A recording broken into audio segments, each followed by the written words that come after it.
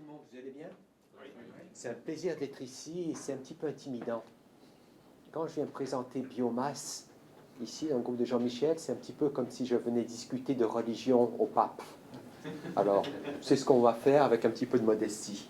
Alors, quand on parle au pape, il faut changer un petit peu et parler sur nos forces. On va essayer de changer ça. Merci. Alors, la première chose, on a un arbre, on a de la biomasse. Qu'est-ce qu'on peut faire avec? Alors, tout plein de choses. Bien entendu, moi, je vais vous parler de... Si j'appuie ici, qu'est-ce qui se passe? Oui, c'est ça. De molécules fines. Mais, en fait, la biomasse provient de la photosynthèse. Et on peut faire du papier, on peut aller comme dans la belle forêt de l'UBC, le bois, le biocarburant et tout, ou un petit peu de romance en Australie. Venez nous voir, on en fait beaucoup. Alors, mettre ça un petit peu dans le contexte. Voilà mon point de départ. On a la région d'Estrie, c'est une région de pâte et papier. Et vous savez, les pâtes et papier traditionnels ont un petit peu de mal. Alors, qu'est-ce qu'on peut faire? Alors, mon idée, quand j'ai commencé avec mes partenaires, c'est très simple. J'ai dit, Gilles, vous faites ce que vous voulez, mais vous ne touchez pas à notre procédé. Alors, quand vous commencez comme ça, ce que je veux, mais je ne touche pas au procédé, c'est vraiment un partenariat très, très fort. Pas de problème. Voilà ce qu'on va faire. Je ne touche pas à votre procédé. Vous avez les bois, la même chose, la même production de papier qui produit 240 millions par an. Mais ce que je vous propose, c'est de prendre tous les sous-produits et on va multiplier par un facteur 4. On va produire 1 milliard par an sans toucher à votre procédé. Alors voilà la proposition. Alors aujourd'hui, je ne vais pas parler de lignine, je ne vais pas parler d'hémicellulose, on va juste toucher au papier et à la cellulose et voir ce qu'on peut faire. Je ne dis pas que je ne suis pas intéressé, mais on va sélectionner et vous êtes pas mal plus fort que nous là-dessus. Alors, on va rester sur le terrain. Alors, on a une action structurante, une transformation de l'industrie. Vous avez reçu Debjani. Debjani avait un procédé, c'est avec les hémicelluloses. Voilà, c'était le projet de Debjani. Elle a passé 4 mois chez vous. Merci bien. Alors ça, c'est un premier plateforme. Et la façon dont on fait, on a 3 plateformes de recherche. Les interfaces et biodiagnostiques, les matériaux composites et les produits, la chimie verte. Je ne vais pas parler de ça aujourd'hui. On va se concentrer ici parce que je pense que c'est un petit peu différent et je vais vous montrer une autre approche de la même biomasse qu'on partage. Alors, je vais vous présenter, d'abord, je m'excuse, mes diapos sont en anglais et je cherche mes mots parce que je n'ai malheureusement pas énormément l'occasion de présenter en français, mais je voudrais vous présenter quelques petits exemples de ce qu'on peut faire. Vous allez voir vraiment la façon, l'approche, parce qu'on a une approche un petit peu différente, et quelques résultats et les défis. Qui est-ce qui connaît son groupe sanguin ici? Ou plutôt, qui ne connaît pas son groupe sanguin ici? Oh, 2, 3 volontaires. Attendez, j'ai ce qu'il faut. Là, je vais vous résumer ça. L'immunohématologie vue par un ingénieur, c'est très facile. Si vous avez soit des antigènes sur les cellules ou les anticorps dans le plasma du sang. C'est l'un ou l'autre. Alors, on va prendre l'exemple, vous êtes le donneur universel, le O négatif, ça veut dire que vous n'avez pas d'antigènes sur les cellules. Si vous avez les anticorps correspondants dans le plasma. Par contre, si on a un AB positif, ça veut dire que vous avez tous les antigènes sur la cellule et rien dans le plasma. Si vous êtes A positif, vous allez avoir le A et le rhésus, et le B sera dans le plasma. Alors, on a les deux. Alors, la façon de vraiment traiter, d'analyser le sang, c'est qu'on prend un échantillon de sang, on analyse vos cellules, on analyse votre plasma, et ça doit être le négatif et le positif qui soient parfaits. Comme ça, on s'assure qu'il n'y a rien. Parce que si je fais une erreur, j'ai une chance sur 3 de vous tuer. Alors, pas trop d'erreurs. On s'entend là-dessus. Alors, on a travaillé un petit peu là-dessus, et la façon de faire, quand vous allez donner du sang, c'est que le technicien va prendre votre sang, et après mettre une petite, au laboratoire, ils vont mettre une petite goutte de sang dans chacune des cuvettes, et c'est ce qu'on a ici, les cuvettes avec des petites billes de gel, et au-dessus, vous avez l'anticorps. Par convention, le A est bleu, et le B est jaune, et là, si jamais votre sang est spécifique avec l'anticorps, ça forme un petit coagulé, et quand vous mettez dans la centrifuge, ça reste en haut, et sinon, les molécules diffusent en bas. Alors le technicien va regarder en haut, en bas. Il faut espérer qu'il n'y a pas eu trop la fête la veille, qu'il n'y ait pas d'erreur. Et positif, positif, négatif. Voilà comment c'est fait. Très simple, mais les erreurs, quand erreur il y a, c'est vraiment sur l'interface avec les techniciens. Alors comment peut-on éviter ça? Et de toute façon, il faut un laboratoire, il faut la centrifuge, il faut tout le tralala, ce qui peut être un petit peu embêtant. Alors on a fait un petit peu de recherche et voilà le produit fini. Alors on commercialise cette année un papier, tiens j'ai ça là où je peux montrer, un papier bioactif qui analyse le sang. Mais vous remarquez, notre première publication était il y a 10 ans. Ça nous a pris 10 ans à faire le produit. Pourquoi? Très simple, entre le prototype, très facile, y avoir quelque chose de commercialement robuste, beaucoup plus difficile. Et je vais vous montrer un petit peu les délais. Alors, je vais vous montrer 2 gouttes de sang. Si vous n'aimez pas de sang, vous fermez les yeux pendant 30 secondes. Florian, pouvez-vous appuyer là-dessus? Merci. Alors, c'est très simple. On met une goutte. On a un système qui distribue le sang sur toute la fenêtre. Et on a un papier qui est traité avec des protéines et sur lequel on a imprimé le A avec l'anticorps A, le B avec l'anticorps B. On attend 1 minute, on nettoie avec une solution saline qui enlève, qui disperse, et voilà, votre groupe s'imprime. Et là, je vous ai simplifié, j'ai dit AB, non, il n'y a pas 3 groupes, il y en a 334 aujourd'hui, et chaque mois, il y a un nouveau groupe qui apparaît. Donc c'est un petit peu plus compliqué. Et on a une carte pour le AB positif, on en a une pour lesquels, et il peut y avoir toute une batterie de tests. Voilà, ça marche bien. Alors ça, on a fait ça, c'était celui-là, il est 15, donc il a déjà 4 ans. Pourquoi ça prend tant de temps? Parce que quand on commercialise, on ne peut pas avoir juste une idée et ça dure, ah, vous faites ça dure 1 semaine. Non, non, non. Minimum 6 mois, 1 an, de préférence 18 mois, 2 ans, encore mieux. Ça nous a pris 10 ans pour apprendre à stabiliser les anticorps sur le papier et apprendre à pouvoir faire des prototypes. Comme vous allez au laboratoire, vous en faites un, et pour tester, il nous faut des séries de 500 et demi, c'est ce qu'on envoyait au Croix-Rouge un petit peu partout au monde avec notre partenaire. Et comment faites-vous ça? Vous mettez 100 étudiants qui font ça pendant un an. Alors il a fallu qu'on apprenne la technologie, qu'on utilise la technologie au laser, couper avec le laser, apprendre à imprimer les anticorps avec des imprimantes, apprendre à faire la freeze drying au niveau industriel, avoir toutes ces opérations unitaires qui n'existent pas. Il a fallu qu'on les apprenne, qu'on transfère ça avec notre partenaire.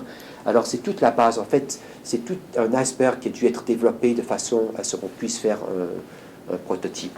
Alors ce que je voudrais faire pendant les prochaines minutes, c'est essayer de vous montrer un petit peu de science qu'on a fait là-dessus. Je vais juste vous montrer quelques diapos en sautant énormément d'étapes, mais pour que vous ayez une idée qu'il y a commercialisation, mais qu'en travaillant avec l'industrie, il y a toutes sortes de problèmes qui n'ont jamais été découverts, qui apparaissent et qui sont simplement fascinants.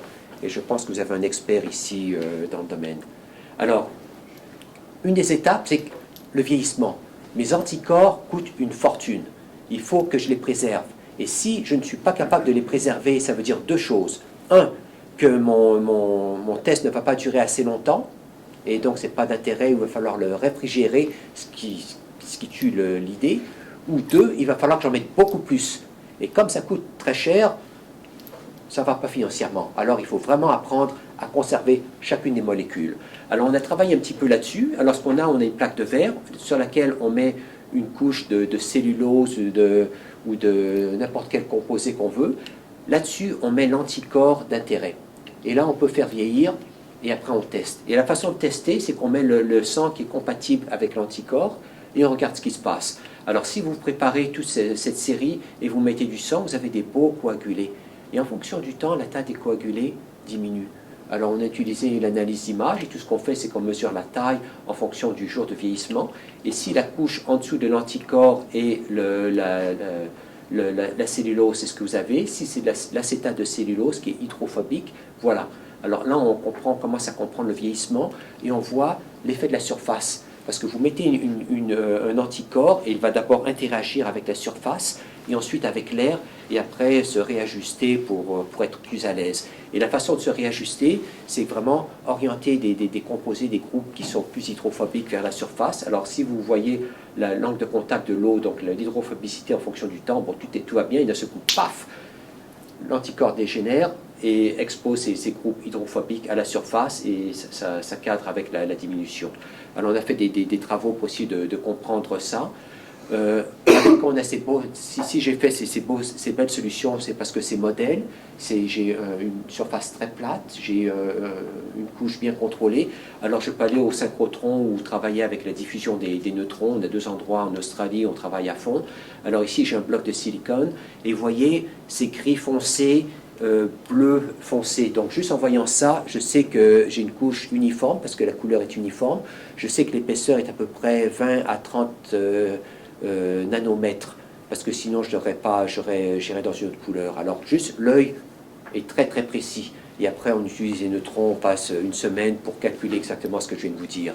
Et c'est ce qu'on a fait, et je vous présente les résultats. Alors quand vous faites la diffusion des neutrons, vous avez l'intensité, la réflexion en fonction du Q vector. Et ce que vous avez une sorte de ligne qui descend avec des fringes, des petites bosses. Et l'amplitude on peut dire des fringes vous donne l'idée de l'épaisseur. Et non, le nombre vous donne une idée de l'épaisseur et l'amplitude de la régularité. Alors en vert, j'ai ma cellulose, en rouge, j'ai mes anticorps sur la cellulose, et vous voyez que les pics sont un peu plus grands et il y a un shift, une différence de fréquence, et ça vous dit qu'on a quelque chose, vraiment une couche d'anticorps. Alors là, je peux utiliser des modèles mathématiques, j'ai la scattering line density, je peux calculer ça en fonction de la distance, alors je peux mesurer ma couche de cellulose et hydratée et la couche d'anticorps que j'ai là-dessus, alors je peux mesurer ça au angstrom. Et voilà ce que ça nous donne. Alors on a un film qui mesurait, celui que je vous ai montré, mesurait 8 nanomètres d'épaisseur. Et après, je le mets dans l'eau et je trouve 200. Qu'est-ce que ça vous dit?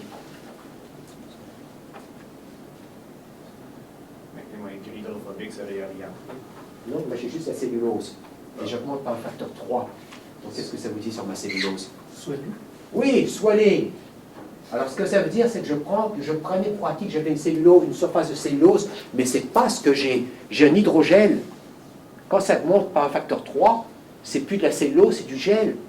Alors, ça nous fait voir la cellulose de façon différente. Ça veut dire que la façon, ma cellulose, mon papier, quand c'est mouillé, la surface extérieure, c'est plus de la cellulose, c'est un hydrogel. Et là, je peux mesurer mes anticorps. Je mesure 13 nanomètres. Et ça devrait être 14. Alors ça veut dire de deux choses l'une. Soit que c'est orienté, que c'est absorbé avec un angle, ou encore j'ai une diffusion à l'intérieur. Mais là, ça change complètement la vision, et comprenant ça, m'aide à avoir une solution industrielle. Et c'est ce qui nous a aidé. Maintenant, on prend on met une couche de protéines et sur laquelle on imprime, donc on peut en fait encadrer nos protéines qui font des interactions latérales, comme ça elles ne sont plus capables de s'orienter et de dégrader. Et c'est comme ça qu'on a réglé le problème avec, je vais vous montrer, désolé, je reviens ici. Qu'est-ce que vous remarquez ici? Ah, désolé, je suis un petit peu trop. Pas dû jouer avec ça. Qu'est-ce que vous remarquez ici? Qu'est-ce qui est en plus gros?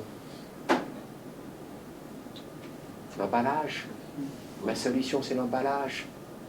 J'ai mis un emballage en aluminium qui coupe l'oxygène et l'eau. Avec ma couche, problème réglé. Simple.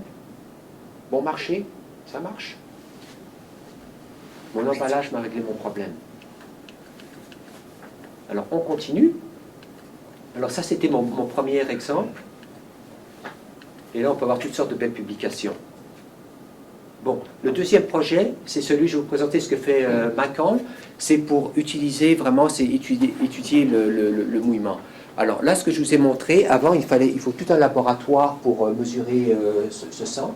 Et là, je vous ai montré une petite carte. Et avec ça, on est indépendant, on peut être au milieu de l'Arctique et on peut mesurer avec tout ça. Et ce qu'on a fait, il n'y a plus d'interprétation du technicien. Alors on a réglé deux choses. Là, ce que j'aimerais, c'est remplacer complètement ce système de carte de gel. Et ce qu'on voudrait, la vision, c'est qu'on ait un format A4 de papier avec une imprimante. Alors, zoup, on imprime l'anticorps, zoup, on imprime le sang dessus, zoup, on imprime la solution saline. Alors voilà ce que j'aimerais faire. Alors on peut faire ça à grande échelle. Mais je voudrais être plus ambitieux. Le test classique, c'est à peu près 15 minutes. Nous, avec notre test, on fait tout en 2 minutes. Donc c'est beaucoup plus rapide. Et j'aimerais être encore plus rapide, parce que quand vous saignez, le temps n'est pas de votre côté. Alors il faut trouver vite pour qu'on puisse faire la transfusion. Alors la façon de voir, ce que j'aimerais, c'est la question que je me pose, c'est quand j'ai l'anticorps et je mets la goutte de sang, est-ce que je peux avoir de l'information sur la cinétique de mouillage, sur la taille de la goutte? Et après, c'est voir si j'ai un signal ou pas. Alors l'idée, est-ce que je peux utiliser l'intelligence artificielle pour avoir après 10 secondes, avoir à 90% de probabilité d'avoir mon groupe? Après, je regarde si la taille de la goutte, suivant la taille, avoir à 99% la certitude de mon groupe. Et après, j'ai la confirmation. Et utiliser un système qui est beaucoup plus rapide pour qu'on commence à prendre des actions et voir les possibilités. Voilà ce qu'on avait dans la tête. Alors pour ça, il faut que ce soit robuste. Alors, là, maintenant, ce qu'il fait, c'est très simple. On met une goutte d'anticorps sur le papier, sur laquelle on met une goutte de sang, et on regarde la taille. Et là, ici, voilà la taille de la goutte en fonction du temps. Et en rouge, vous avez un spécifique, en noir, un non spécifique. Et là, vous voyez que la cinétique dure 15 secondes, et j'ai la taille, j'atteins l'équilibre après 30 secondes. Donc, ça va bien. Et la façon de faire, donc on est une université, donc on a beaucoup d'argent. Alors le papier, on va dans notre toilette préférée, on commence là-dessus. Et le papier de la toilette marche vraiment bien, parce que le papier est surdimensionné, et très régulier. Alors voilà, on a 4 gouttes je pense, 25 microlitres. Alors ça, c'est de l'eau, le glycérol, le plasma, donc on enlève le sang, et le sang. Et là, vous voyez que le sang est plus petit. Alors ici, on met la taille de la tâche en fonction du volume, et on a des lignes, ce qui est déjà une surprise. Donc on voit à quel point c'est régulier sur du papier de notre bonne toilette. Et tous les fluides modèles sont ici, alors des fluides qui varient en tension de surface, en viscosité et tout. Il y a une ligne maîtresse, master line, et le sang est là, complètement différent. Donc on a vraiment une différence. Et entre, on a le plasma. Alors ce qu'on a réalisé, c'est ici, je vous montre la taille de la goutte en fonction de la concentration d'une protéine, le BSA, la protéine bovine, et on se rend compte qu'il y a que ça contrôle. Donc en fait, ce qu'on a, on a l'absorption des protéines du sang qui changent les propriétés faciales, qui contrôlent le mouillage et qui donnent le sang. Ça, c'est la première notion. La deuxième, c'est que c'est très régulier. Le papier nous donne vraiment est beaucoup plus précis qu'on pouvait. Alors là, on a fait, bon, je ne vais pas vous montrer les vidéos, alors on met des gouttes, on a vraiment analysé les gouttes et on essaie de comprendre le processus. Et ici, ce que je vais vous montrer, c'est qu'on a le diamètre de la tâche est ici et on a un réservoir. Donc on a 2 régimes. Tant qu'on a la goutte qui est au-dessus, on a un réservoir infini et après qui disparaissent. Alors on a modélisé un petit peu. Ici, vous avez la taille en fonction du temps et vous mettez sur une échelle log-log. Vous avez vraiment 2 régimes. Le premier correspond au régime où on a un réservoir, donc on a le réservoir et il y a la tâche qui mouille, donc c'est vraiment un système liquide fluide, et après un certain temps le réservoir diminue, alors c'est fini, et là ça continue par capillarité en suivant l'axe des fibres, et là on a une 3e phase, on a l'air qui peut s'intercaler, donc on n'a plus nécessairement le réservoir, plus d'air, et ça nous donne une 2e cinétique. Et en même temps, ici, on voit la tension de surface du sang en fonction du temps. Donc si vous mettez une goutte de sang, le sang, il y a beaucoup de protéines qui diffusent à l'interface et qui s'orientent à l'interface pour diminuer l'énergie du système. Et vous remarquez que le temps est de 250 secondes, ce qui cadre avec ça. Donc on a plusieurs phénomènes. Et quand on modélise, on s'amuse avec tout ça, on voit que beaucoup de constantes ne sont pas de constantes, donc il faut tenir compte du changement de tension de surface et donc de contact, parce qu'on a une goutte, qu'on a le advancing angle, le receding angle, et suivant le régime qui remplit ou qui vide, il faut changer. Alors quand vous modélisez, on s'amuse un petit peu, et voilà ce qu'on a, mais ça marche bien. Ici vous avez la taille en fonction du temps, et une des courbes est le modèle, l'autre courbe est les résultats cinétiques, et ça marche quand même pas mal. On met ça sur un log-log, bon il y a un petit peu de variance, mais ça marche. Alors ce que ça veut dire, c'est qu'on comprend le phénomène, que c'est vraiment relié par la physique, que c'est très compris et très régulier. Donc c'est une bonne base pour faire notre diagnostic. Et voilà où on en est. Alors, je vous ai montré les gouttes, la cinétique. Maintenant, on travaille, on essaie de modéliser ce que je vous ai montré avec les biofluides. Donc, on change les constantes en variables. Donc, on s'amuse en 3 dimensions et on fait bien tourner l'ordinateur. On veut utiliser les gouttes de sang comme diagnostic. On a des modèles pour essayer de comprendre les cracks et le coffee ring, et c'est ce qu'on fait. Et ce qui nous intéresse, c'est les 2 gouttes de suite. Mettre une goutte et après la deuxième. Et il n'y a aucune notion théorique sur le mouillage sur une goutte. Alors c'est tout un domaine vierge pour nous pour explorer, et c'est ce qu'on fait. Et Macan fait ça, il a passé 4 mois à Cambridge, et il finit ça, il va sans doute partir là-bas. Alors, juste un problème bien pratique vous permet de faire des belles choses. Bon, maintenant on va passer à Rodrigo. Je pense qu'on a quelques Brésiliens ici. On a notre mafia brésilienne, ils sont en charge de notre groupe biomédical, et ils sont fameux. Alors je vais vous montrer un petit peu ce qu'on peut faire. Alors, une révélation pour nous, c'était de façon bien fondamentale, voir que notre diffusion des neutrons sur les couches modèles de cellulose, que ça gonfle. Donc si ça gonfle par facteur 3, ce n'est pas de la cellulose, c'est un gel de cellulose. Donc ici, les gels marchent comme ça, pourquoi on ne fait pas des vrais gels de cellulose? Et c'est ce qu'on va faire avec Rodrigo. Donc ça fait quelques années qu'on fait des gels de cellulose, on fait ça de façon bien classique, et je vous montrerai comment. Et là, on voulait voir, le projet de Rodrigo, c'est qu'est-ce qu'on peut faire, quelles sont les applications biomédicales de gel de cellulose. Alors, il y a 5 applications, on va se concentrer sur 3. Les diagnostics, les cultures de cellules et les séparations. Alors, on va faire les 3. Ça ici, ça va être implicite, je ne vais pas trop en parler, ce sera utilisé comme solution pour ces 2. Alors, je vous ai montré les petites cartes de gel. Eh bien, on a remplacé le gel, qui sont des petites billes de polyacrylamide, par un bloc de gel de cellulose. Bon, il y a un petit peu de travail, il faut faire le cross-linking, voir les bonnes propriétés. Et ça, c'est commercial, et ça, c'est notre cellulose. C'est encore plus marqué, c'est encore plus clair. On peut faire même mieux que le système commercial. Et ce qui est très intéressant, c'est que la morphologie des cellules change en fonction de leur interaction. Donc ça, c'est pas trop connu. Alors, on a une bonne publication, ça a été retardé pendant 2 ans, parce que notre industriel disait « Oh non, c'est très confidentiel, ici et ça », mais en fin de compte, il ne voulait pas vraiment l'appliquer, parce qu'il a un système, bon, notre gel aurait été beaucoup moins cher, mais c'est pas assez, le coût ne vient pas de la matière première. Alors, il a décidé que ça n'apporte pas assez de bénéfices, donc il nous a laissé publier, ce qui était très bien. Par contre, on peut jouer beaucoup plus. On a une solution. Quand vous avez une solution de billes, et vous bougez, les billes peuvent bouger. Alors, on ne peut pas faire beaucoup, on peut juste séparer. Quand vous avez un bloc de gel, vous pouvez immobiliser des anticorps, et il y a beaucoup de solutions, ça ouvre beaucoup de technologies à faire, et on a joué un petit peu là-dessus. Alors, le premier truc. Mais là où ce dont je vais vous parler plus, c'est un truc assez excitant, c'est faire grandir des organoïdes. Alors, on part du bois, on prend de la pâte avec laquelle on fait le gel de cellulose, je vous en parlerai un petit peu plus tard, de façon classique, et après on met une culture d'organoïdes, on grandit des cellules pour faire des petits organes. Alors voilà ce qui se passe. Alors bon, quel est l'intérêt?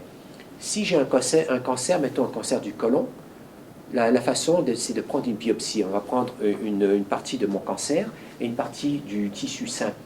Et ce qu'on va faire, c'est grandir les cultures des 2 cultures système sain et cancer. Parce que d'abord, un cancer est d'habitude composé de 2 à 4 souches de cancer différentes. Alors si vous assumez que vous n'en avez qu'une seule, typiquement vous allez tuer cette source et les autres vont se multiplier. C'est pour ça qu'on a beaucoup de variations durant le traitement de cancer. Alors on va faire grandir ça et on peut tester les différentes drogues pour voir celle auquel vous êtes le plus susceptible, qui va tuer la tumeur, mais pas vos cellules saines. Et la façon de faire, on prend un matrigel, qui est une sorte de gel qui est fait à base de souris. Alors, c'est même G qui fait ça. G prend les souris, crée une tumeur, et il récolte le tissu de la tumeur avec lequel ils font ce gel. Donc, vous voyez, il y a beaucoup de manipulations. Une petite dose de 10 millilitres qui est utilisée pour un traitement va coûter 1 000 $. Alors, c'est une fortune. Et ça c'est un bloc pour la médecine personnalisée.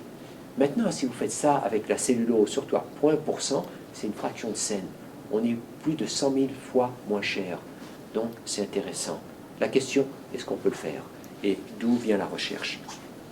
Alors, l'approche qu'on avait initialement, c'est qu'on a un produit matrigel qui marche bien, on va essayer, en bon français, de matcher. Alors, il y a les propriétés biologiques, il y a les propriétés chimiques, et il y a les propriétés chimique, mécanique. Alors ça, c'était l'approche initiale. Et on va voir comment, et le matrigel, on va essayer de prendre une à la fois, et en bon ingénieur, on est capable de trouver des solutions, et régler et voir ce qui se passe. Alors, voyons pour biologie, mécanique, chimique. Et voilà, c'est ce qu'on a fait. Alors, du côté biologique, l'idée, c'est qu'il y a toutes sortes de récepteurs. Et ce qu'on veut, c'est que le organoïde s'absorbe, se retienne sur les fibres, et après qu'il puisse grandir. Alors, pour ce faire, on a greffé des séries de protéines. Ici, on a RGD, on a essayé plusieurs, mais ça marche bien. Il y a la densité, comment faire. Alors, c'est une première traitement qu'on a fait. Ça, c'est pour le côté biologique. On a également, est-ce que j'en parle ici? Non, c'est bon. On a aussi le côté chimique. Le côté chimique, il y a la force ionique. Le corps sanguin, c'est vraiment une solution saline à 0,9%. Et si vous prenez de l'eau avec l'hydrogel, c'est 0. Donc on peut mettre un sel. Mais si vous mettez un sel, vous perdez votre gel, parce que notre gel qu'on fait marche par répulsion électrostatique des groupes COH, parce qu'on utilise le gel Tempo. Donc on perd tout. Donc il a fallu utiliser un petit peu de recherche pour trouver des moyens de contrôler les forces ioniques sans utiliser de sel. Donc on fait ça avec des protéines, soit avec des sucres ou avec des protéines. Donc on utilise une protéine pour contrôler l'osmolalité. On greffe quelques protéines sur les cellules pour faire des nucléations et une reconnaissance de l'organoïde. Et pour les propriétés mécaniques, ce qu'on va faire, on va contrôler le cross-linking. Alors il y a la concentration, mais le cross-linking. Alors la façon de faire, c'est qu'on met notre gel, un gel qui est assez fluide, dans lequel on met nos organoïdes. Ensuite, on met un sel de calcium qui va faire une réticulation ionique, et on peut faire l'incubation. Alors, c'est ce qu'on fait en ce moment, mais on est un petit peu plus avancé, je vous dirai un peu plus ce qu'on fait après. Alors, je suis un petit peu trop. Alors, le matrigel, c'est à base animale, ça varie de souche à souche. Souvent, vous avez une belle souris, une petite souris ou n'importe quoi, donc il y a de la variation. Et donc, c'est très cher parce qu'il n'y a pas moyen de diminuer, parce qu'il y a beaucoup de manutention, il faut de travail, il faut des souris, et les souris ne donnent qu'un peu de matrigel, et il peut y avoir des pathogènes. Donc, il n'est pas possible de réinjecter, parce qu'une des possibilités serait qu'on puisse modifier, et même utilisation des modifications génétiques, même des souches de cancer, et vous réinjecter. Mais ce n'est pas possible.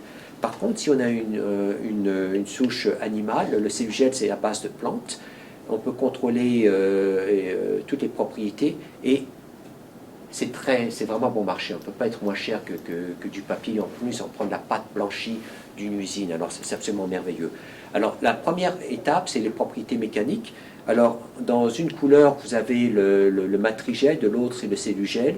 Et on avait le G-prime, donc la propriété, le composant élastique, et l'autre, c'est le composant visqueux. Et on est capable d'avoir les deux en contrôlant le degré de réticulation et la concentration. Donc ça marche assez bien.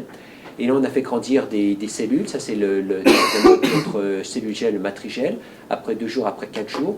Et ce qu'on aimerait, c'est avoir une augmentation et avoir une prolifération des cellules. Et c'est ce qu'on réussit à avoir. Alors, c'est la prolifération, et après, il faut les garder vivantes. Mais avant, il faut comprendre un peu la structure. Alors, on est retourné au synchrotron et à la diffusion des neutrons pour essayer de comprendre ce qu'on fait, parce qu'on a le gel qui est intact. Après, on fait le cross-linking et on greffe les cellules. Alors, on peut s'amuser un petit peu en calculant une persistent length, avoir vraiment caractérisé, utiliser la physique des polymères, et c'est ce qu'on fait avec notre essai avec les neutrons. Et on peut également mesurer l'osmolalité. Alors, le gel, c'est que de la cellulose, et l'eau, on n'a aucune osmolalité. L'hydrogel, on en a un petit peu, parce qu'on a les sels, mais ce n'est pas suffisant. Si on prend l'hydrogel avec la glycine, on peut vraiment contrôler l'osmolalité au même taux que le matrigel, et en greffant les cellules, on peut contrôler de façon. Donc, on est capable de faire à peu près tout ce qu'on veut maintenant. Alors, qu'est-ce qui se passe? 1, c'est d'avoir des organes. 2, c'est les grandir. Et 3, c'est qu'ils soient vivants. Alors, pour ce faire, on marque avec des anticorps et colorants. Alors, on s'amuse un petit peu comme ça. Après le 4e jour, si je prends l'hydrogel, il n'y a rien qui est vivant, tout est mort. Avec la glycine, moitié vivant, moitié mort. Et la façon dont on le fait, la plupart restent vivants avec des petites souches mortes, et on on se rapproche du matrigène. Et ici, on regarde le pourcentage de cellules vivantes après, je sais pas, après 4 jours, et on voit que l'hydrogène, tout est mort, et en fait, je vous dis la même chose, et on est capable d'avoir la copie. Alors, initialement, où est-ce qu'on est là? Et là, je vous montre comment ça va avec notre matrigène. On est vraiment capable d'avoir la même chose. Et il y a ce qui est important, c'est le passage. On fait grandir pendant 4 jours dans un média, il faut le passer pour un autre. Et toutes les transfusions, on est en train de s'amuser, on fait le code génétique pour montrer qu'il n'y a pas de diffusion de changement génétique. On fait ça et on va soumettre à Nature. C'est à peu près le niveau du travail. Alors, là, initialement, on voulait copier le matrigène. Mais maintenant, on ne peut plus le copier. Parce qu'il y a toutes sortes de protéines, c'est un petit peu la pagaille. Et là, avec le jet qu'on a une souche de base et on est capable d'ajouter vraiment les éléments. Alors, on travaille avec plusieurs groupes. Là, je vous ai montré des organoïdes de petits intestins. On a fait le côlon et l'estomac. Mais chaque souche est différente, a besoin de d'autres souches. Alors, on travaille avec plusieurs groupes et au lieu d'être un peu à l'aveugle, on peut ajouter vraiment tous les éléments qu'il faut, ce qui apporte énormément de connaissances. Et de façon surprenante, le corps médical ne s'est jamais posé de questions. Ça marche, hurrah. Mais quand vous êtes un ingénieur, il faut le confectionner. Il y a des questions de base qu'il vous faut répondre. Alors, du point de vue fondamental, c'est assez fascinant. Alors, on continue. Là, je vais vous présenter le travail de Merek sur le fibrinogène. Alors, qu'est-ce qui se passe? Je vous ai montré un petit diagnostic pour le sang, pour le groupe sanguin. Et là, l'idée, c'est qu'on a passé 10 ans pour apprendre, faire une base, et on aimerait bien capitaliser et voir d'autres sortes de tests qu'on peut faire. Et un des tests qui est intéressant, c'est de mesurer le taux de fibrinogène dans votre sang. Pourquoi? Si j'ai un accident, je saigne, l'ambulance va venir. Et en venant, ils ont 2 choix. Soit qu'ils me donnent une dose de fibrinogène ou pas. En fait, il faut savoir à peu près comment je me situe. Si jamais je suis en état normal et je ne fais que saigner, j'ai toujours mon fibrinogène qui va coaguler le sang. Donc je vais éventuellement, en me donnant le temps, je vais rapisser, je vais pouvoir avoir une chance d'arrêter l'hémorragie. Par contre, si je suis en état de choc et j'arrête de produire du fibrinogène, j'ai aucune chance. Je vais vraiment perdre mon sang, je vais m'égoutter.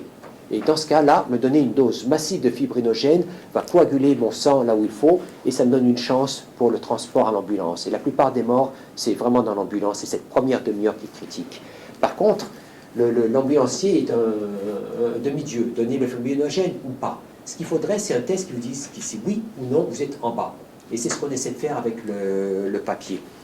Alors, voilà ce qu'on voudrait faire. On voudrait une petite base de strip de l'enquête de papier de votre toilette préférée. Vous mettez dans un réservoir de colorant. On mesure, il y a le wicking, on mesure la hauteur du wicking, et en fonction du wicking, voir à peu près ce qui se passe. C'est ce qu'on aimerait faire. Alors, voilà ce qui se passe. L'idée, c'est qu'on prend le papier, on met la goutte du sang, du plasma du patient, on met dans le réservoir, on mesure la hauteur, et on voit ce qui se passe. Voilà le concept du test. Très simple, n'est-ce pas? Avec votre toilette préférée. Alors, si vous mettez, on a des solutions de fibrinogène qui vont de 1 à 4, et la dose, la critique limite est de 2. C'est entre 1 à 2 grammes par litre, ce qui est la dose critique. Plus de 2, c'est normal, moins de 2, c'est que vous êtes en état de choc. Alors, si vous faites que du fibrinogène comme ça, c'est pas très sensible, hein. Il faut vraiment être au laboratoire, ça marche pas très fort. Par contre, si vous mettez de la thrombine sur votre papier et vous faites la même chose, voilà ce que vous avez. Et là, c'est intéressant. Et là, entre 1 et 2, j'ai vraiment c'est une zone linéaire et je suis très précis. Et après 2, je m'en contrefiche, ça veut dire que je suis normal. Alors, ça marche. Alors, qu'est-ce que j'ai fait ici? Qu'est-ce que c'est la thrombine? La thrombine est un enzyme. Et ce que je fais, c'est que je mets la thrombine sur le papier et le fibrinogène dessus. Tout ce que fait la thrombine, ça polymérise mon fibrinogène en fibrine. Alors, de fibrinogène, j'ai des petits oligomères, ça va me faire un gros polymère.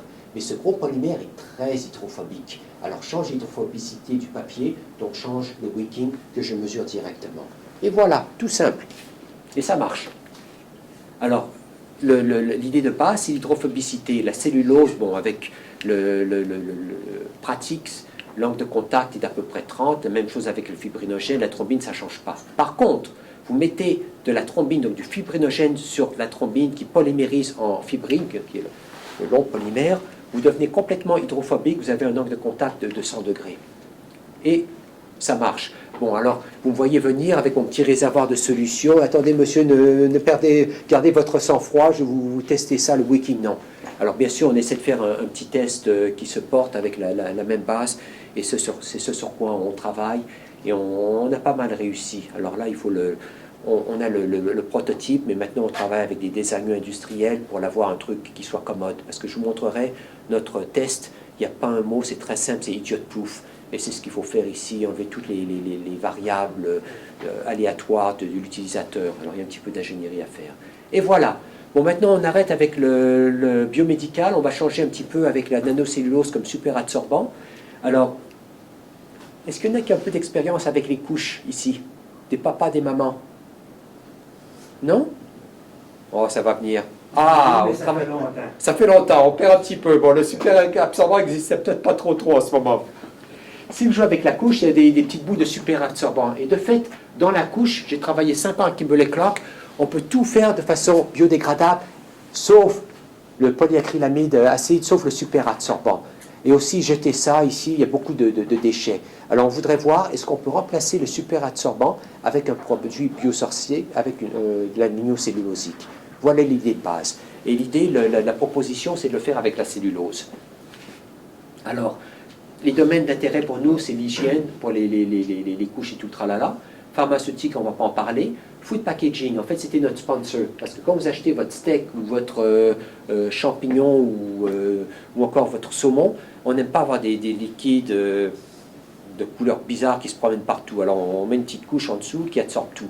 Et ce n'est pas très efficace pour commencer, et ce n'est pas biosourcé, et ça part. Alors, c'est notre deuxième source. Et après, l'agriculture. Alors, on va parler de ces trois, et chacun des critères un petit peu différents.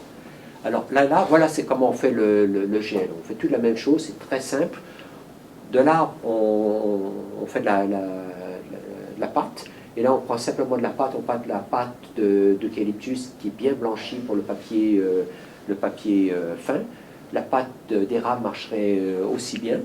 Là, on raffine un petit peu parce qu'on veut aller de fibres à MFC, cellulose microfibrillée, que nous en faites ici aussi, et ça s'achète commercialement. Après, on fait un traitement tempo, et le tempo, ça vous met des groupes carboxyliques, donc vous cassez le réseau pont-hydrogène, d'accord, en mettant un petit peu de cisaillement après l'homogénéisation, ça vous donne des nanocelluloses. Alors ça, c'est bien connu, Isoga a développé ça, on n'innove pas, en ce moment, on fait juste ça. Le problème, c'est que le tempo, c'est cher, c'est toxique, et ça ne se sépare pas. Alors, c'est pas bon. On fait ça, mais on travaille en parallèle pour remplacer le tempo, et on sait qu'il y a beaucoup de groupes qui travaillent pour remplacer le tempo. Tempo, ça ne marche pas. C'est académique, ça nous fait un modèle, mais il faut changer ça, et il y a bien des groupes qui le font. Alors, en fin de compte, on a notre gel, et je vous ai montré des applications, et vous pouvez prendre ce gel et faire la diffluidisation et avoir une cellulose. Vous voyez, au point de vue industriel, de prendre mon petit gel, le mettre à -20, le geler, et après beaucoup de vide et sublimer tout. Non. Hein, suivez-moi, on va faire ça, mais on sait pertinemment que commercialement, ça ne se fait pas, il faudra qu'il y ait un petit peu d'ingénierie entre. Mais ça ne sert à rien de parler d'ingénierie si on n'a pas les bénéfices du produit. Alors on va d'abord faire la conception du produit, et après on relaxera les paramètres industriels, et c'est l'approche qu'on a. Alors suivez-moi, on va accepter la procédure et on va voir ce qu'on peut faire. Ça va? Alors, les propriétés, on peut changer la charge, parce que la charge des carboxyliques, on prend le tempo, on peut changer le C6, on change juste les primary hydroxyl, et on peut avoir le périodal pour pousser ça un petit peu plus à fond. La densité de fibres, donc la concentration de gel. On peut faire le cross-linking physique, c'est-à-dire que vous pouvez absorber un polymère avec amine qui va le faire, ou encore vous faire le cross-linking avec un diamine. Alors tout ça. Et ce qui est important pour la couche et tout, il y a une base. D'abord, ce n'est pas de l'eau pure, c'est une solution saline qu'il faut pouvoir, pour le sang, absorber. Et il y a soit le bébé qui est sur la couche, ou encore il y a le steak qui est là-dessus, donc il compresse. Il faut que ça puisse s'opposer aux forces gravitationnelles. Alors, ce sont les données avec lesquelles on conçoit. Alors, ici, je vous montre la capacité d'absorption en fonction de la concentration de gel pour deux charge de gel. Donc on voit plus la charge de gel est élevée, plus l'absorption est élevée, et que ça diminue en fonction de la concentration. Pourquoi? Parce que les fibres ne sont pas capables de bouger. Et ce qu'on fait, c'est qu'on a une grande augmentation. Et on voit ici la cinétique. Donc il y a une bonne zone, ici 0.3 le mieux. Si vous êtes trop concentré, ça ne réussit pas à bouger.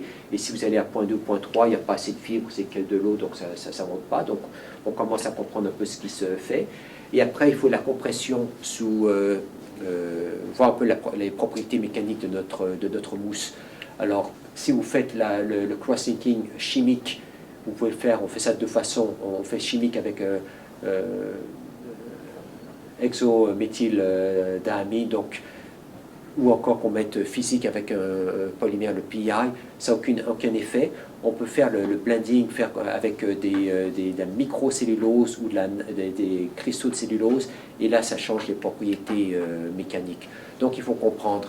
Parce qu'un bébé, la couche, on n'a pas besoin d'avoir beaucoup de propriétés mécaniques. Un bon parent va changer la couche en une demi-heure ou plus. Donc tout ce qu'il faut, c'est que mouiller, ça puisse durer une demi-heure.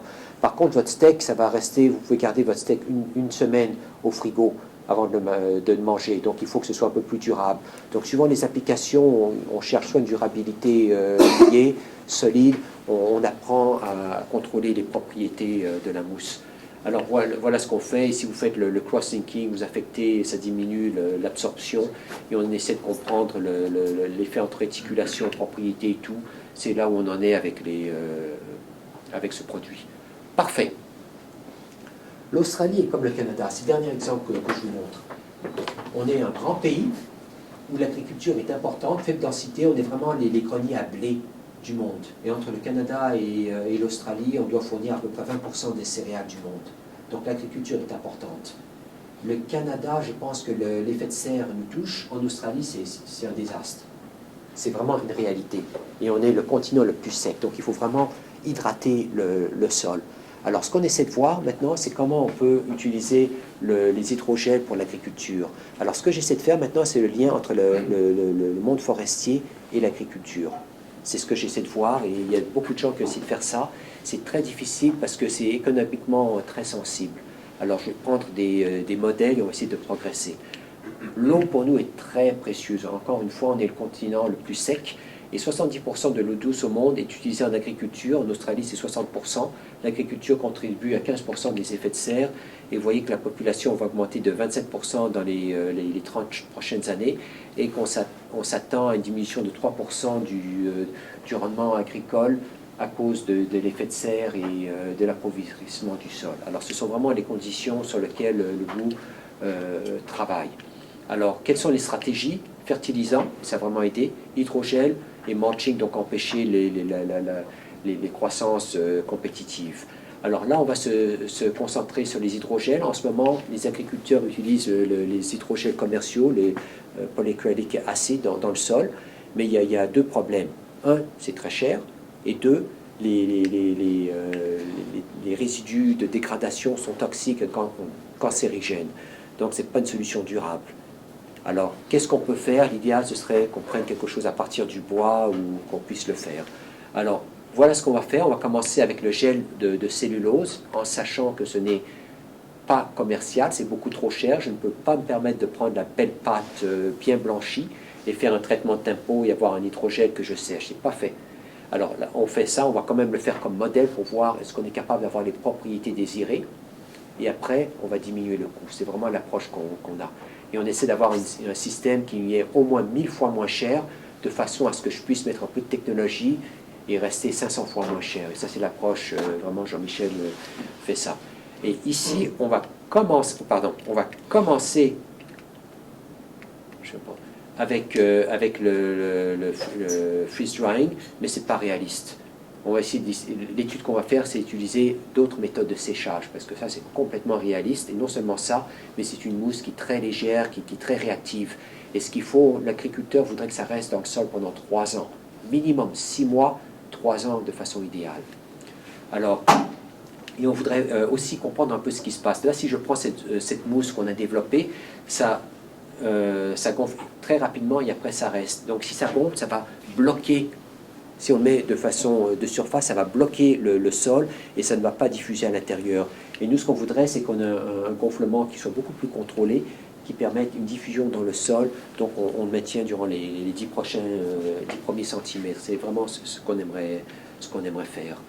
Et ce qu'on va étudier ici, c'est le séchage. Alors là, on a le freeze drying, on peut le sécher le gel à l'air, sous vide à 50 degrés, dans le four à 50 degrés ou à 105 degrés. Alors ce sont les opérations, vous voyez, c'est très simple. Mais ça, ici, à l'air, je peux le faire, mais c'est trop lent. Je peux mettre du vide. Ça, c'est très réaliste de façon industrielle. Est-ce que ça fait une différence? C'est très simple, c'est très bête. Mais c'est ce qu'on va voir, ce que ça fait. Mais très bête peut-être, mais ça marche. Si vous voyez le gonflement en fonction du temps, ça c'est notre gel. Et vous voyez les différentes technologies de séchage qui ne varient guère. Ce sont des techniques d'évaporation, il n'y a rien de sophistiqué. On est capable de contrôler. Et là où on était surpris, si vous regardez le gonflement à l'équilibre pour les différentes techniques, on s'attendait à ce que ce qui est séché sous vide, le freeze drying, ait la meilleure capacité, ce qui n'est pas le cas. Si vous séchez à l'air ou à 50 degrés, ou même toutes les techniques, vous donnent une meilleure capacité. Et ça, c'était vraiment, on ne s'y attendait pas du tout. Alors on a décidé d'étudier ça un petit peu plus. Et on a mesuré la grandeur des pores. Alors ce dont on se rend compte, c'est que si vous prenez une mousse à très faible densité, il y a énormément de pores et de gros pores. Tandis que les autres, on a une distribution de pores vers les plus petits pores. Donc les gros pores se remplissent d'abord, et après une diffusion des gros pores aux petits pores, il y a le gonflement, il y a toutes sortes de phénomènes qui agissent, qui délaient le gonflement et qui permettent d'avoir plus d'amplitude. Et voilà, c'est ce que je vous dis ici. Alors on peut mesurer la porosité à une atmosphère ou plusieurs, on mesure les pores accessibles ou pas. Et ce dont on se rend compte, c'est plus haute est la porosité, plus rapide est le gonflement, ce qui a du sens. Et après, pour ce qui est la rétention de l'eau, plus grande est la surface spécifique, meilleure est la rétention de l'eau. Ce qui fait du sens, parce qu'il faut, si j'ai des surfaces ici, j'ai mes deux surfaces et j'ai l'eau, et vous brassez ça un petit peu, l'eau va pouvoir couler. Tandis que si vous avez beaucoup de surface, il y a une certaine interaction sur une certaine distance avec l'eau, donc vous pouvez immobiliser ou contrôler la migration de l'eau, et c'est ce qu'on fait. Et intéressant, juste ces différentes techniques, c'est un peu de SCM à la même échelle, ça c'est le séchage à froid, freeze drying, juste des techniques aussi simples que le four ou l'air, vous changez vraiment la structure. Et vous avez ce qu'on appelle ronification, donc il y a la formation de liens covalents, et c'est comme du velcro, si jamais c'est dans un état de stabilité minimum, c'est irréversible. Alors c'est ce qu'on essaie d'étudier. Bon, alors là, on est content, petite publication, tout le monde est content, mais c'est que le début de l'histoire. Maintenant, on a fait le lien avec l'agriculture, et ce qu'on fait maintenant, de la cellulose. Si je mets de la cellulose dans le sol, c'est le super parté, parce que vous mettez du sucre, les bactéries, là, ça s'affole, parce que c'est vraiment du sucre. Et ça prendra combien de temps avant que mes cellulas me dégradent en cellulose et que les bactéries me mangent tout? Alors, une partie importante, c'est qu'on fait une étude en ce moment dans le sol. Et ce qui est important, ce sont des cycles. Ce n'est pas le premier cycle qui m'intéresse, c'est le deuxième, troisième ou le 20e. Alors, on fait des séries de cycles de gonflement pour voir comment ça se comporte. On analyse l'activité microbienne et la formation de sucre et de CO2 qui me disent à quel point les bactéries sont actives et dégradent ma cellulose. Alors, en ce moment, Mélanie, qui est du Mexique, est en train de travailler là-dessus. Alors, j'arrête, je n'aime pas les conclusions, mais juste pour dire qu'un peu d'ingénierie, et on a ce qu'on prend, on prend des connaissances de pâte et papier ou industrielles qui peuvent être appliquées pour des nouveaux produits. Parce que, implicitement, ce dont je n'ai pas parlé, c'est la philosophie. La philosophie qu'on a dans notre groupe, c'est qu'on prend pour acquis que notre partenaire est compétent. On travaille qu'avec des gens compétents. Ça veut dire qu'ils savent leur business, on ne va pas leur réapprendre. La première chose. La deuxième, c'est que pour optimiser le procédé, ils sont plus efficaces que nous. On va leur laisser faire optimiser le procédé. Là où on rentre, c'est pour l'innovation, pour développer de nouveaux produits et pour les informer de nouvelles technologies qui peuvent influencer soit leur procédé ou leurs produits. C'est vraiment la philosophie sur laquelle nous avons basé notre institut. Alors, l'ingénierie, si vous voyez, le procédé, on prend les bonnes applications qui marchent. Le papier, la cellulose, je vais vous montrer qu'on peut faire pas mal de choses avec. Mais ce qu'on introduit, c'est les œufs cutter. On utilise la fluidisation, énormément de nouvelles technologies qu'on transfère à nos industriels. pour développer de nouveaux produits à très haute valeur ajoutée. Donc ils ne touchent pas sur leur production. Et la mentalité, c'est qu'ils utilisaient leurs capitaux, leurs assets, et jusqu'à temps que ce soit rentabilisé, et ils développent de nouveaux procédés de façon à compenser pour la perte de profit avec les niveaux traditionnels pour essayer de pouvoir se positionner. On leur donne du temps de nouveaux produits, c'est ce qu'on fait. La deuxième, c'est la cellulose. La cellulose, celle qu'on voyait, c'était une source de fibres. Et on regarde la cellulose de façon différente. Quand vous voyez un arbre, qu'est-ce que vous voyez? Vous voyez la biomasse, mais vous pouvez voir aussi l'eau. 50% c'est de l'eau. Donc la cellulose et tout, il y a une hiérarchie, il y a une interaction avec l'eau. Et c'est ce qu'on a utilisé ici. On a dit une interaction avec l'eau, comment puis-je comprendre et utiliser ça pour mon profit? C'est ce qu'on a fait. Là, la façon, c'est des fibres, c'est une surface qui interagit très bien avec l'eau, et c'est de l'eau. Alors qu'est-ce qu'on peut faire? Et voir différentes applications. Et la façon, la stratégie, encore l'Australie est tout petit, et je dois être dans les 3 premiers groupes dans tout ce qu'on fait. Alors on regarde quelles sont les forces de recherche, de collègues, de façon à ce que je puisse développer des collaborations très fortes. Et je vais à l'extérieur pour les gens de force mondiale pour complémentarité. Ça ne sert à rien de se battre, il faut reconnaître et travailler avec les plus forts. Alors vraiment, c'était notre approche, et voir les domaines qui sont importants pour notre pays. L'Australie, c'est biomédical, mine et agriculture. Alors, pâte et papier, on ne fait même pas 1%. Alors, faire plus de papier, je ne peux pas le faire ça, je ne peux pas compétitionner avec l'Indonésie, j'oublie ça carrément. Mais je travaille sur mes propres données. Alors, sur ce, je vais arrêter, et je vais faire un petit peu de recrutement. Je vous ai montré le cycle de la cellulose, et là, je vous montre un autre cycle, celui de la tortue. Et ça, c'est 24 heures sur l'île de Heron Island. Venez nous voir. D'abord, en 24 heures, vous pouvez apprendre le surf, mais si vous n'aimez pas le surf, vous commencez D'abord, c'est romantique le soir, et les petites tortues qui nagent, tout le monde est content, et ça, vous voyez ça. Et après, la tortue qui sort, ça c'est en janvier, qui va sur la plage, et qui va pondre les œufs, et en principe, qui retourne le soir, et heureuse là-dessus. Le lendemain, bon, ça prend quelques temps, mais il y a un cycle pendant 2 semaines. La période d'incubation est assez courte. Il y a des petites tortues qui sortent. Bon, ici, il y a un autre cycle des mouettes qui en prennent pas mal. Et après, il y en a quelques-unes qui vont à l'eau. Il y a un autre cycle du requin qui est très intéressant aussi. Et c'est très intéressant. Alors, c'est pas moi qui fais le travail. En fait, j'ai rien fait. C'est mon groupe. C'est une partie du groupe. Et vous avez vu les noms. D'habitude, je mets les photos. Là, j'ai été un petit peu plus simple. Alors, tout le monde a fait ça. Venez nous voir. C'est un beau pays. Je vais arrêter là-dessus parce que je pense que c'est encore plus intéressant ici. Et la prochaine fois, je vais vous montrer celui de la raie, du requin, du surf, de la voile. Alors c'est un beau pays. On a des collaborations avec Jean-Michel. Il y a Deb Jani que vous avez reçu. Merci. On serait heureux de rendre l'appareil. Merci.